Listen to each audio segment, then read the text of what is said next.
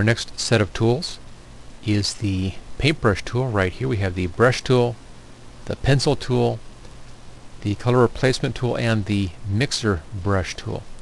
Most basic of these, of course, is the brush tool.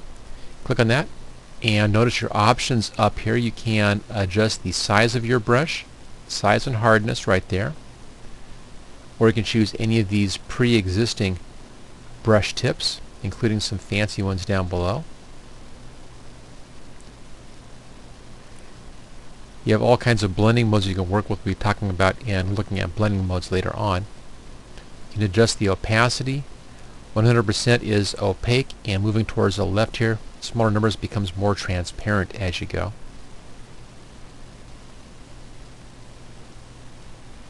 You can choose to use pressure or not if you're working with a pen, pen and or stylus and a tablet.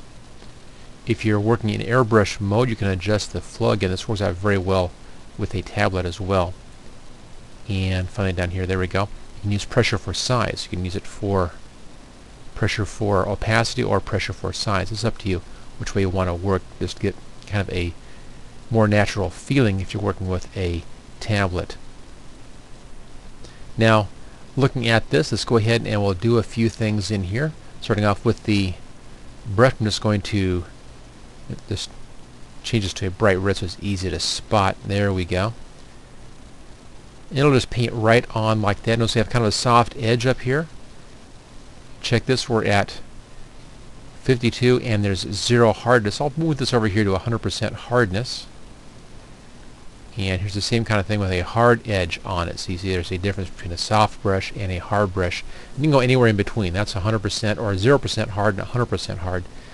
Anywhere in between to get just the effect that you want to have on that. Let's just change our opacity here down to 50. And there it is. You can kind of see through it a little bit. So that has an opacity adjustment. Let's go ahead and undo and step backwards out of these bits. There goes the brush tool. Pretty straightforward, as you can see. Simply choose the color you want down here. Click on the color, choose a color, and then go ahead and use that. Or you can pull up the swatches. There we go. And choose a color off of your swatch set. Or now I'm using the Pantone library that we looked at previously. If we switch over here to the pencil tool, you see the pencil tool has the same basic layout in here they had before. We have auto erase as just an additional option, and it gives you a little 1 pixel here preset. Notice I have hardness on everything, size of 1, hardness of 100. I can still choose any other brush I want to in here. When I do that, you see there it becomes more of a brush-like tool if I'm using a special brush. Let's bring our size up a little bit. There we go. So we still have kind of a hardness on that.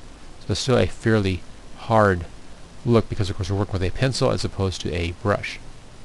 Okay, let's just back out of those. Actually, let me just do an opacity real fast here. There you go, a little bit of an opacity on that. And let's step backwards out of those little bits and put that back to the default setting. There we go. Now these next two options are kind of interesting. The color replacement tool will paint in just color but not do anything else. It won't be changing any values or anything. You can use that to change a color in a location. Let's say I wanted to change this little harness here over to a green or to a brown possibly. Let's first choose a color. So if I find kind of a nice dark leather kind of looking color in there, I'll choose OK for that. Let's zoom in a bit on that. A little too much. There we go. That's pretty good. And go to our color replacement tool. Now notice the size right there. That's the size of the brush. If I go to a much larger brush, I can show you that here. Let's go up to a larger size. See, there's a larger size. So I can come in here and I can find a good size. It's just a little smaller, I think. That's pretty close. Just a touch down there. Got 12 pixels. That's pretty good. About the right size. So I can now just paint right on top of that red, and it paints in this color, but it doesn't change any of the other values in there. So I still have all the photographic detail, and I'm just changing just the color aspect of that. So it's one way to come in here and change colors on something. There it goes, a little color change. Isn't that color change brush? And then finally we have our mixer brush, and what this does is it mixes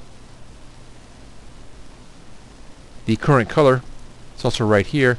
It mixes that with the color on the picture. Let's just go over here where I have just some ground. There we go. See, there's kind of blending the two together. So it's using this as a blend and actually kind of blending and smearing everything together based upon this color and upon the contents of that area as well.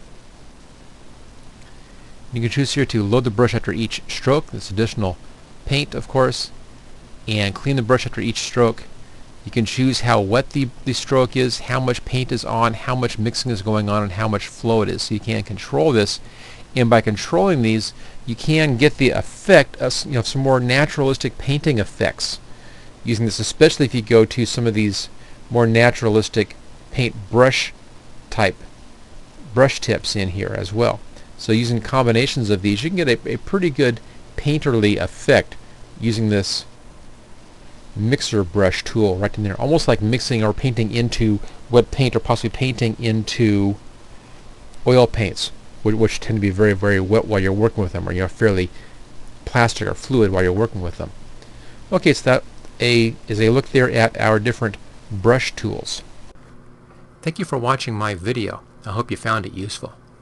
If you like this video, click on the like button below to let others know.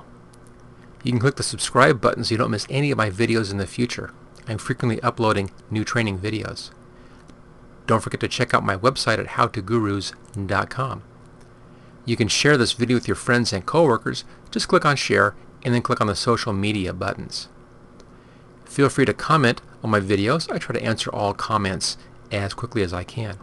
And finally, you can get all of my training videos on DVD at howtogurus.com. Thanks again for watching.